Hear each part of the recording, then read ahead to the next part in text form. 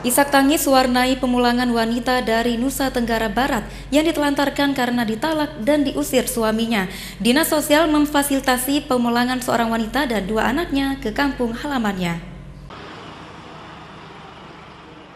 Fitria Ningsih, seorang wanita dari Kelurahan Bada, Kecamatan Dompu, Kabupaten Dompu, Provinsi Nusa Tenggara Barat yang ditalak oleh suaminya dan diusir merupakan warga Panton Labu, Kabupaten Aceh Utara.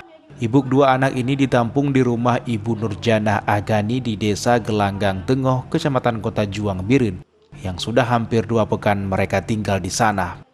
Selanjutnya Fitria dan kedua anaknya akan dibawa pulang ke kampungnya di NTB. Saat keberangkatannya, isak tangis dan haru warnai perpisahan Fitria bersama keluarga Ibu Nurjanah. Kepulangan Fitria merupakan bantuan dari Dinas Sosial Aceh, Dinas Sosial Biren, dan juga dari Persatuan Masyarakat NTB yang berada di Aceh. Selain itu, Fitria juga mendapat donasi dari para wartawan liputan Kabupaten Biren.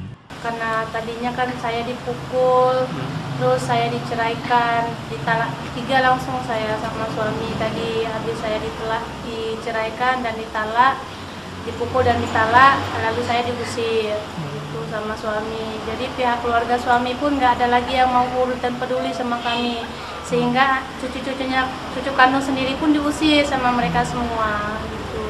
Berapa hari sudah terlantar ini? Kurang-kurang lah 3 minggu lah. Saya aja udah ditolong sama bunda, dan kurang-kurang 3 minggu juga gitu.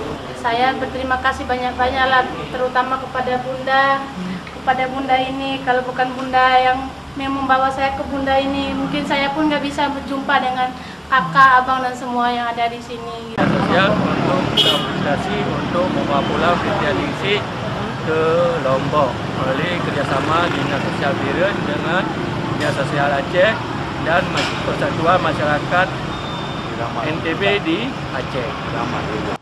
Fasilitas kepulangan Fitria Ningsih ini kerjasama Dinsos Biren, Dinsos Aceh, dan juga masyarakat NTB. Ia akan diantar sampai ke kampung halamannya yang ditemani juga oleh pihak Dinas Sosial Aceh. Dari Kabupaten Biren, Musriadi, iNews melaporkan.